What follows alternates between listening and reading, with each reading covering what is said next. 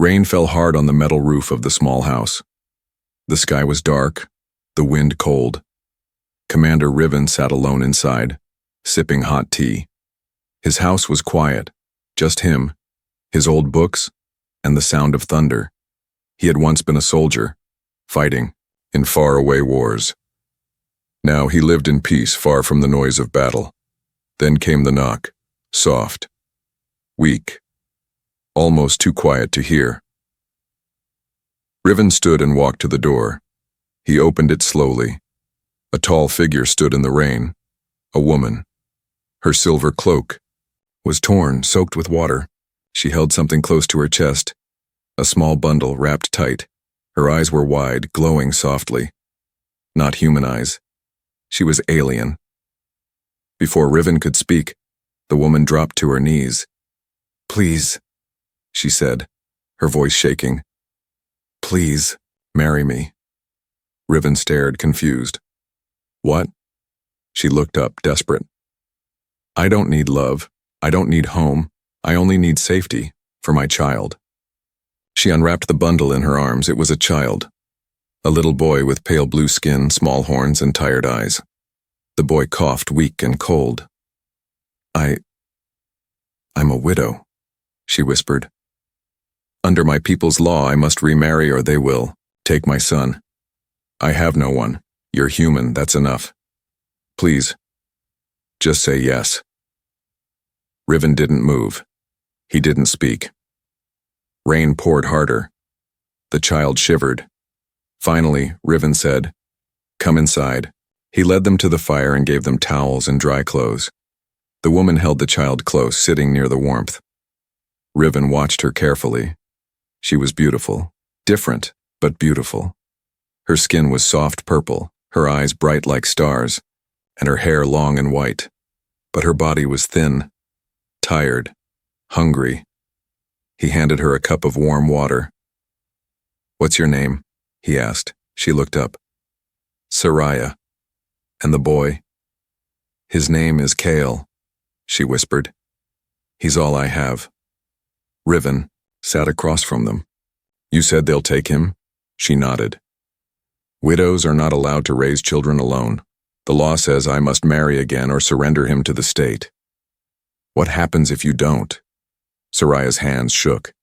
"They take him to the genetic labs. He's different.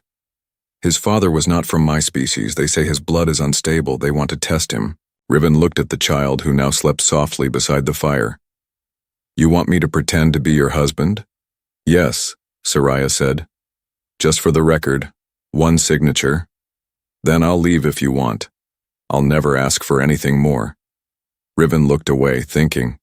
He didn't know her. He didn't know the boy.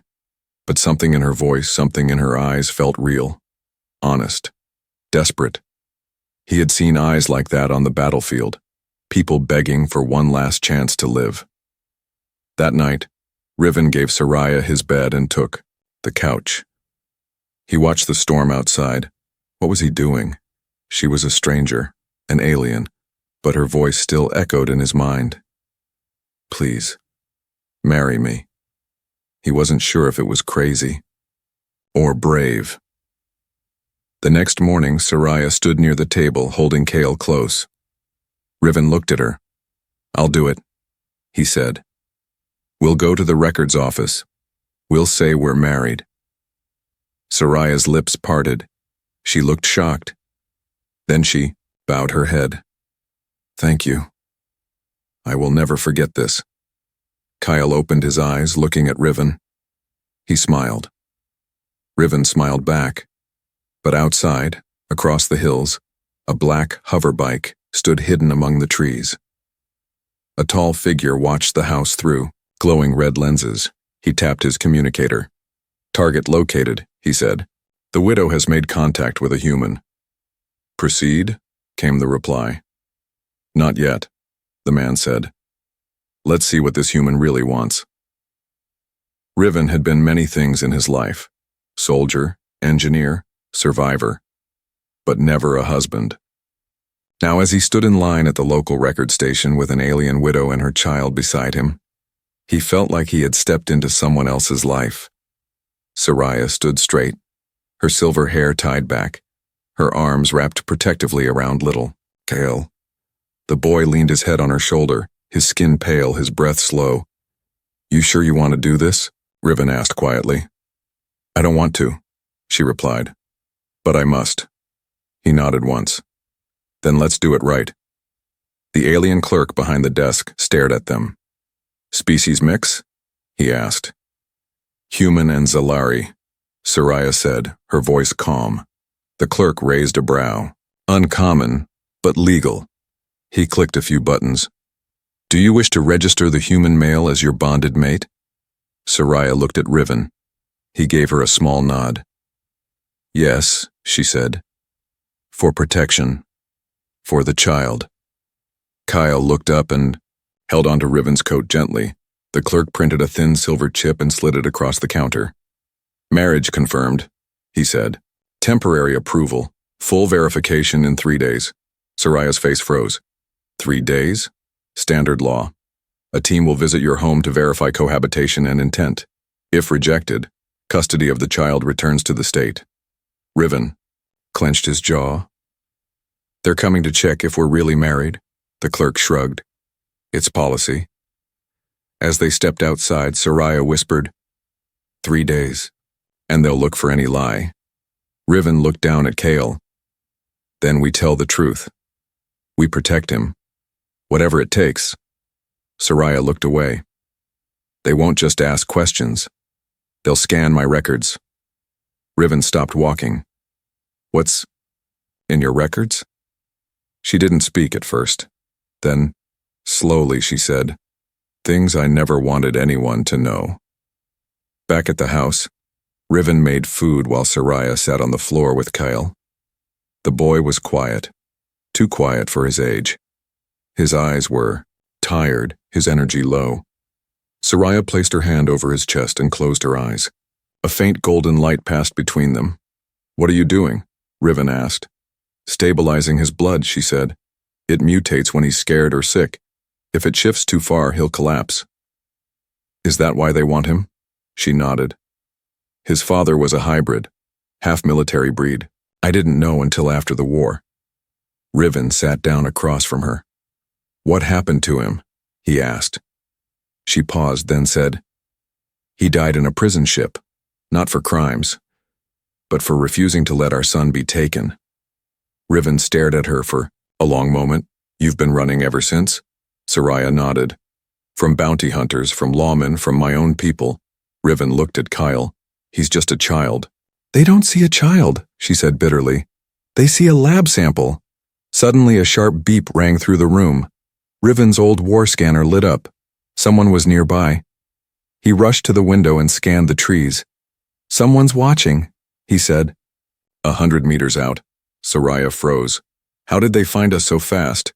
Riven picked up his rifle. "I'll find out," but Soraya grabbed his arm. "If they take me, promise me you'll protect Kale." "You're not going anywhere," he said. Her voice shook. "Promise me." He looked into her eyes. "I promise." Riven moved through the trees quietly. The rain had stopped, but the ground was wet. He spotted a faint footprint, then another. He found broken branches. And then, nothing. Whoever was watching them was trained, professional.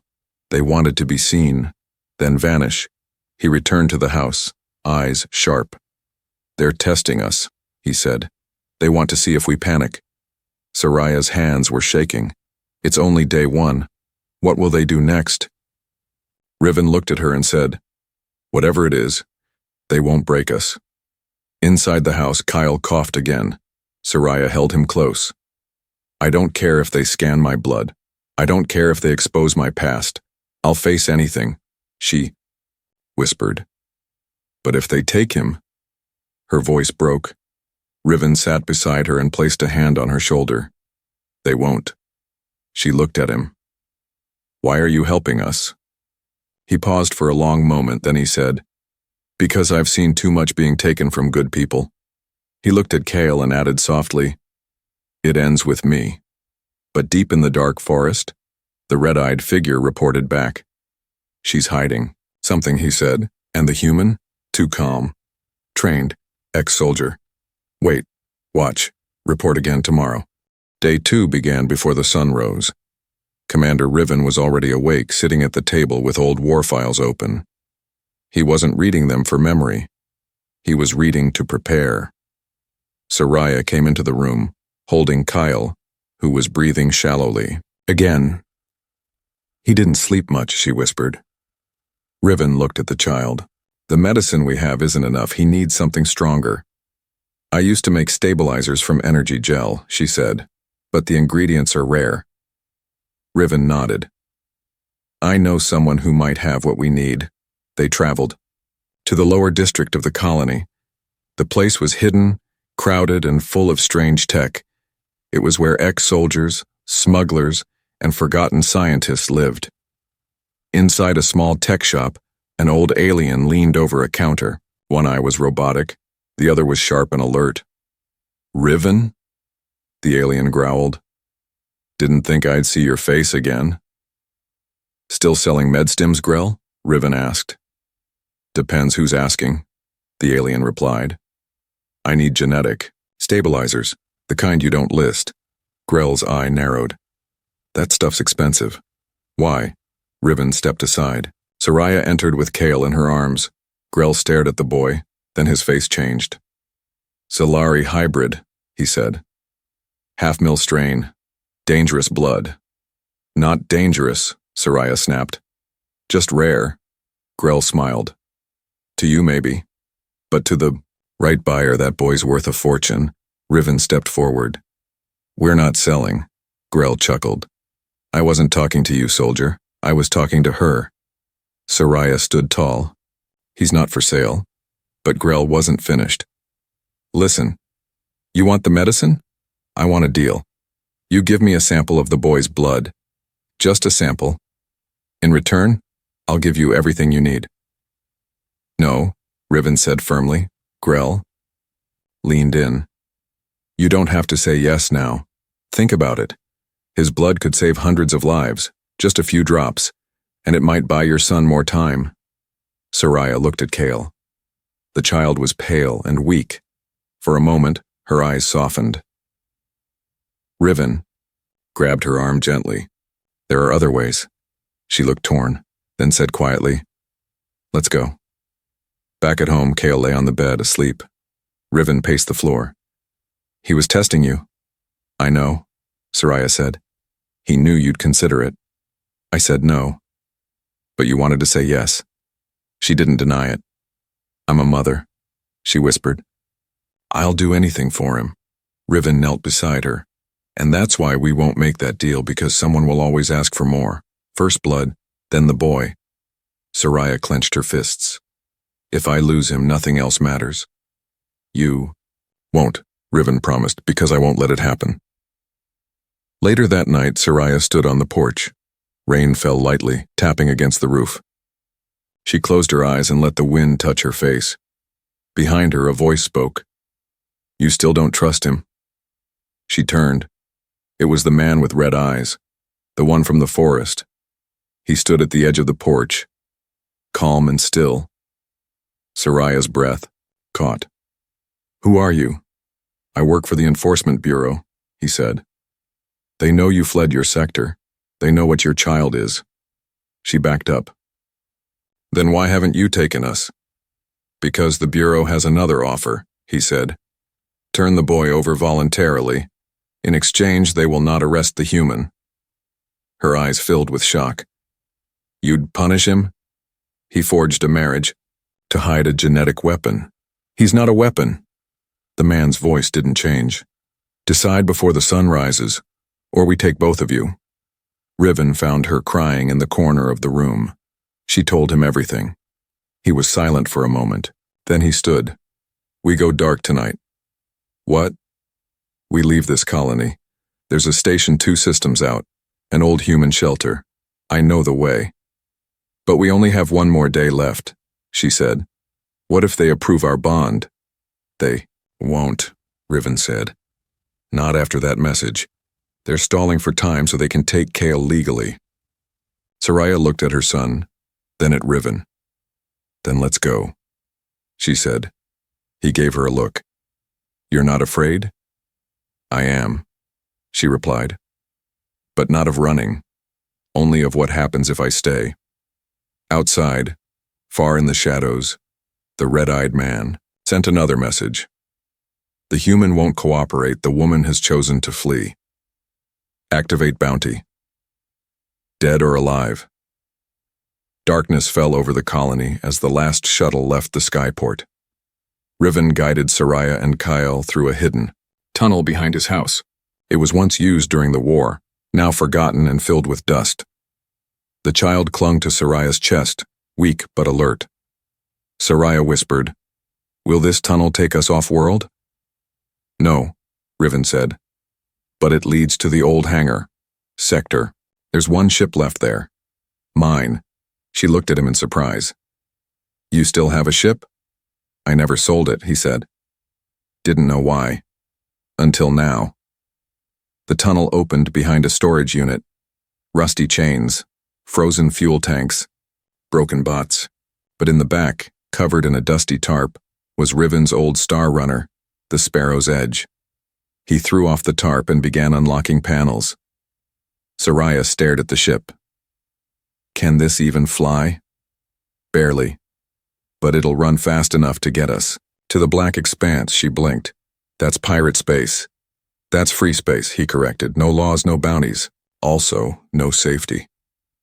Riven smiled faintly. "Safety's an illusion. Freedom is real." They took off just before dawn. The ship trembled, lights blinked red, but the engine roared back to life. Soraya held Kale tight in the back seat. He coughed, and golden light flickered under his skin again. His body was shifting, the mutation was growing stronger. "How long do we have?" she asked. 2 days, maybe less, Riven said. "Once we're out of range, I'll get you both to someone who can help." But behind them, red blips appeared. On the scanner, Soraya looked at the screen. "They followed us." "2 ships, Riven said. "Fast ones." She grabbed his shoulder. "We can't fight them." "We won't," Riven said. "We'll outrun them." The Sparrow's Edge dove into a debris belt. Old wrecks from a forgotten battle. Metal shards, burned ships, floating mines. Riven dodged left and right, weaving between ruins. Soraya held onto Kale, eyes shut. Kale opened his mouth weakly. "Mom." "I'm here," she whispered, stroking his face. "Hold on, little star." The enemy ships fired. Laser shots sizzled past them. One blast grazed the side. Alarm screamed. Riven gritted his teeth and slammed the throttle. "We can't outrun them," he muttered. "Not like this." He looked at the radar and saw an old code pinging nearby. An emergency pod. He turned sharply toward it. Soraya shouted, "What are you doing?" "Buying us time." They landed on a frozen asteroid. Riven jumped out and pulled open the pod. Inside was a crate of war-grade flares. He loaded them into the ship's launcher. "This is a bluff," he said. "But it might scare them." He fired the flares straight into space. Burning blue, then gold, then blood red. Moments later, the pursuing ships slowed. One turned away, the other paused, then shot toward them again. Riven cursed. "One's not afraid." They took off again, weaving between ice rocks. Then the enemy ship fired. The Sparrow's Edge shuddered. Smoke filled the cabin. Kale began to glow. Soraya cried, "He's losing control." Kale's skin sparked with bright gold. His eyes flickered, open, and a soft pulse of energy pushed outward, rattling the ship. Riven turned, stunned. He's creating a field. Soraya held her child tight. "Kale, shh, it's okay. You're safe." The enemy ship came closer. Kale raised his hand. A golden wave exploded out of the Sparrow's Edge. The enemy ship's systems blinked, then shorted out completely. The attacker spun, lost control, and crashed into a floating rock, vanishing in flames. Inside their ship, everything went quiet. Even Kyle. He fell asleep in Soraya's arms. Riven slowed the engine. They drifted through space. He finally said, "Your son just disabled a warship without touching it." Soraya nodded slowly. "His blood is more powerful than we feared." Riven looked at her. "You said you never knew his father was military breed." "I didn't," she said, "but now I understand why they want Kale." "He's not just rare," Riven whispered. "He's evolving." Soraya looked down at her child. "Then we must protect him more than ever." Behind them, space was silent. But back on the Bounty Channel, a new message echoed. "Target child used unknown. Energy. Confirmed mutant class, triple the bounty. Track their flight, do not let them reach the black expanse." The Sparrow's Edge limped through the stars, its right wing scorched and sensors half dead. Commander Riven gripped the controls, his eyes heavy with exhaustion. Beside him, Soraya cradled Kyle, who hadn't moved in hours. His skin had stopped, glowing, but his breathing was weak, shallow and cold. "We won't make it to the black expanse," Riven said at last. "The fuel's too low, engines are shot." Soraya's voice cracked. "Then where?" Riven didn't answer right away. He stared at an old map blinking on the dusty console. "There's one place," he said. "Off record. No trade routes. No bounty links." "What is it?" He pointed at the blinking dot. Iban Hollow. A ghost world. It shouldn't exist. Decades ago, Iban Hollow was used by human forces during a secret war. Then, suddenly, all records were wiped. The planet's name erased from every chart. Only soldiers like Riven remembered it. The Sparrow's Edge began its descent. Dark clouds swirled above. The land below looked dead. Gray trees, black rocks, rivers of mist. But deep inside those dead lands was an old bunker hidden under stone and ash. Riven flew low, finding the entrance by memory. A metal door, half buried. He shot a code into the panel. A soft click. The door opened. They had found shelter. Inside the bunker it was cold, but safe steel walls, rusted lights, ancient power units. "Can this place heal him?" Soraya asked. "No," Riven replied, "but it can hide him." He powered up a medical bed. The old system sparked to life. He laid Kale on it and connected him to faded wires, a soft hum. The scanner blinked red, then yellow, then held at blue. "He's stable," Riven whispered. Soraya sat beside her son, brushing his hair gently. "Thank you," she said. But Riven wasn't relaxed. He was watching the old cameras around the bunker, and one thing bothered him. "There should be no signal here," he muttered. Hours passed. Kyle finally opened his eyes. His voice was faint. "Where?" "Somewhere hidden," Soraya whispered. "You're safe." Riven knelt beside the bed. "You saved us out there, Kyle. You were very brave." Kyle smiled slightly. "You're strong too." Soraya laughed softly, but then her face turned serious. "What happens next?" she asked. "We rest a day," Riven said. "Then I'll call in a favor. One last person I trust." "Another soldier?" "No. A ghost. But miles above, orbiting. In silence, a black ship floated, its surface cloaked and silent. Inside stood the bounty hunter with red eyes. He stared at the planet's surface. "Impossible," he said. "This world was wiped from every map." He turned to his device. "They landed on Ebon Hollow, requesting high priority team. This planet is off the books." The response came back cold. "Proceed with caution. Do not damage the child. If you can't extract him, kill the others." Back on the surface, Riven stood in the bunker's weapon room. Dust covered every crate. He opened one and found his old badge.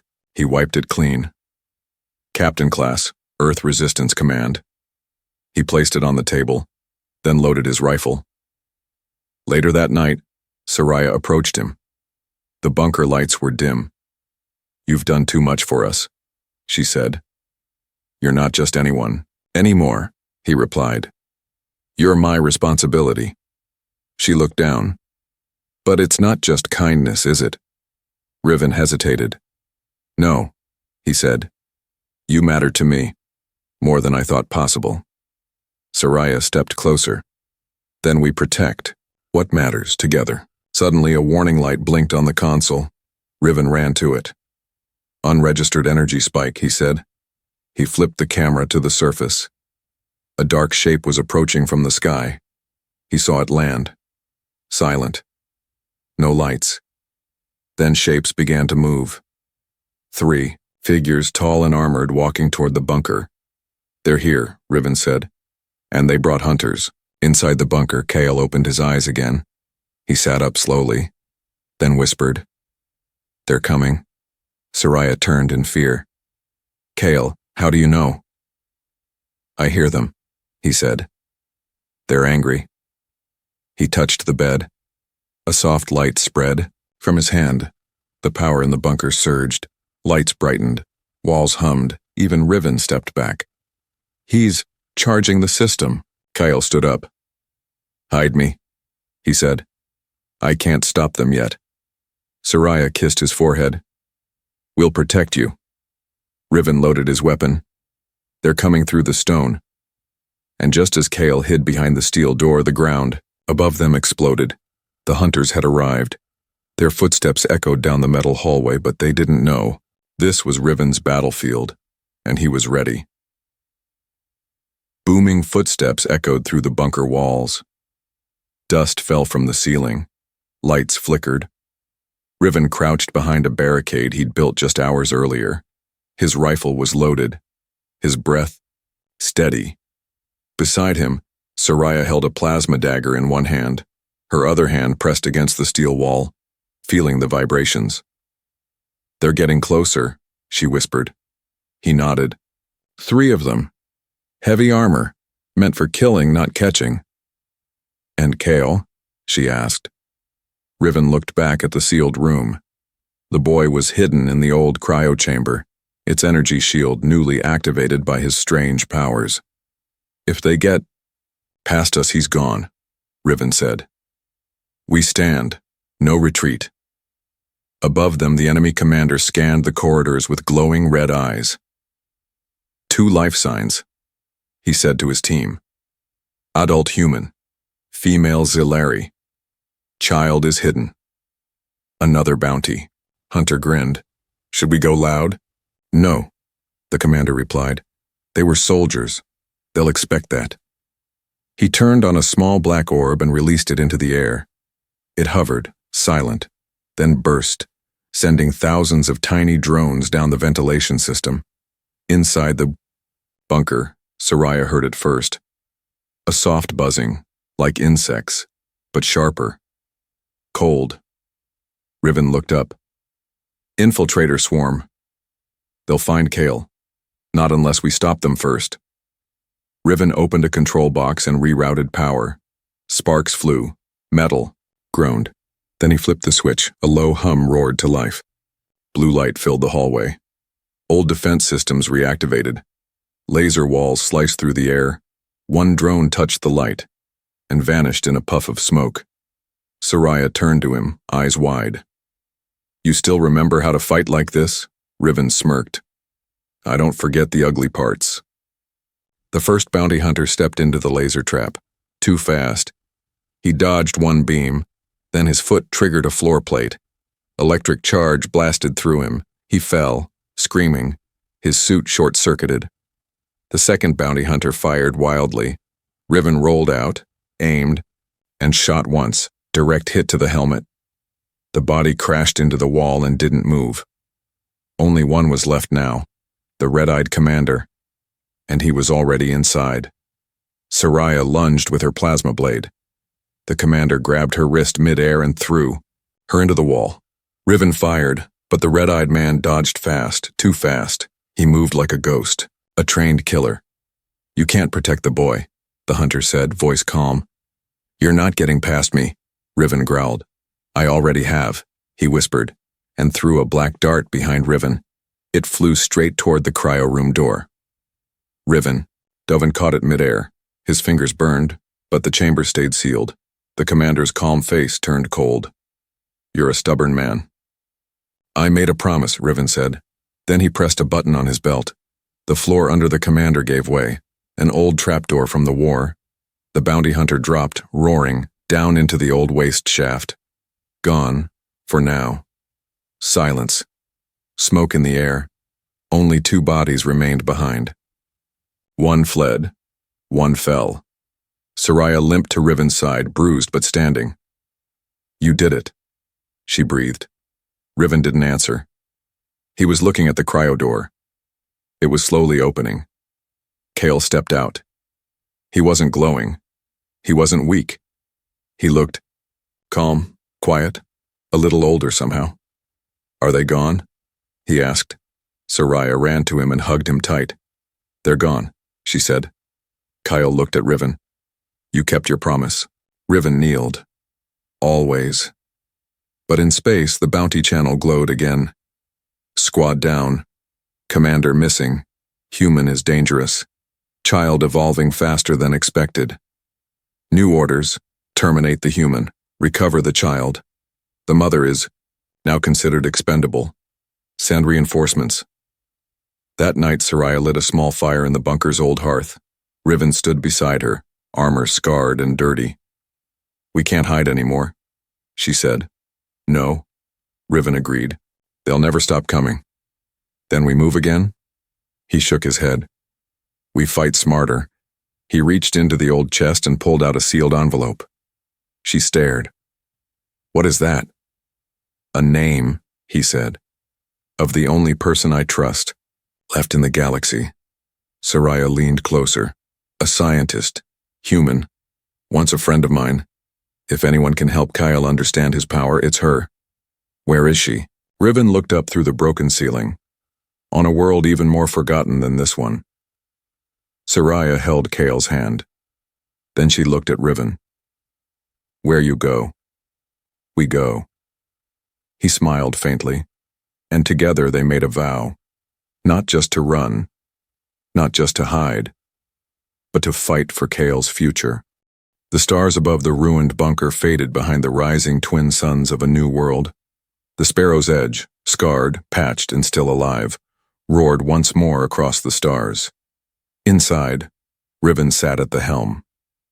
Soraya leaned beside him, eyes tired but determined. In the back, Kale rested on a cot, wrapped in a warm blanket, a quiet energy pulsing softly beneath his skin. They had one last destination, a world no one dared enter. Narova 7, a planet marked quarantined in every galactic record. No trade, no travel. But for them, it was hope. Hours later they arrived. From orbit, Narova 7 looked like a wound in the stars. Purple storms twisted across the sky. Oceans boiled in silence, and deep in the northern wastes sat an old structure, half lab, half temple. "This is where she is," Riven said. "Your friend?" Soraya asked. He nodded. "Dr. Mara Elian, a geneticist. One of Earth's best before the wars began. She chose exile after what she discovered. And you trust her?" "With everything," he said. They landed beside the structure. The doors opened before they even knocked. Dr. Mara was already waiting, tall, silver hair, a mechanical eye, and a gaze that cut through lies. "You brought the boy," she said calmly. Kale peeked from behind Soraya. "Yes," Riven said. "He's changing faster than expected." Mara studied the child. "He's not just changing, he's becoming." Soraya stepped forward. "Becoming what?" Mara didn't answer. She turned and walked inside. "Follow me." The lab was clean, silent, full of strange lights and humming machines. Kyle sat on a table while Mara scanned him. "His cells are restructuring," she said, "at speed. His DNA is blending traits from both species and creating something new." Soraya held her breath. "Is that dangerous?" "Not for him," Mara said. "But for everyone else, yes." Kyle looked up. "I don't want to hurt anyone." "You might not have a choice," Mara whispered, "but you can learn control." She turned to Riven. "He needs training, structure, peace, and he needs to be far from the eyes of the galaxy." "He won't be safe long," Riven said. The bounty has tripled. I know, Mara replied. That's why I called for help. Before they could ask what she meant, a knock echoed. Through the steel hall, Riven pulled his gun, but Mara raised her hand. The door opened, and in stepped others, a group of humans, soldiers, old ones like Riven, and among them, aliens, former enemies, former rebels, but they had one thing in common. They had all protected hybrids before. This is your resistance, Mara said. The last line between Kale and the ones who want to cage him. Outside the lab, ships began to descend. Dark ones. The bounty hunters had followed them, a full force this time. Riven looked at the group. How long do we have? Minutes, Mara said. Soraya pulled Kale close. He whispered, Do we run again? Riven knelt beside him. No, he said. We stand, and we let them know, you are not alone. The first wave of hunters landed hard, guns fired. The ground shook. Riven led the charge, rifle in hand. Beside him, Soraya danced like fire, blade in each hand, striking shadows in the mist. Kale stood inside the lab, hands glowing gold, eyes locked on the horizon. Then, he stepped forward. Kale, wait, Soraya shouted. But the boy walked calmly to the battlefield. Hunters aimed their weapons at him. He didn't flinch. With a breath, he raised his hand, and the ground itself answered. A golden light spread across the field, disarming weapons, freezing engines, stopping even breath. The bounty hunters dropped their weapons in shock. Kale didn't speak. He simply glowed, and the galaxy saw its future in the shape of a boy who refused to be used. The enemy fled. The bounty was canceled. No one would hunt him again because now, everyone feared him, but more than that, they respected him. Back in the lab, Kale sat in silence. Riven and Soraya stood beside him. What now? She asked. We let him choose, Riven said. Kale looked up. I want to help others. Like me. Mara nodded. Then we build something new. Riven smiled faintly, and Soraya took her son's hand. No more hiding, she said. Kale stood. No more running, he replied. That day, the galaxy changed, not with war, but with one child's quiet courage, and the man and woman who chose to fight for him. Together they started something the stars had never seen, a future where no child would be hunted for being different.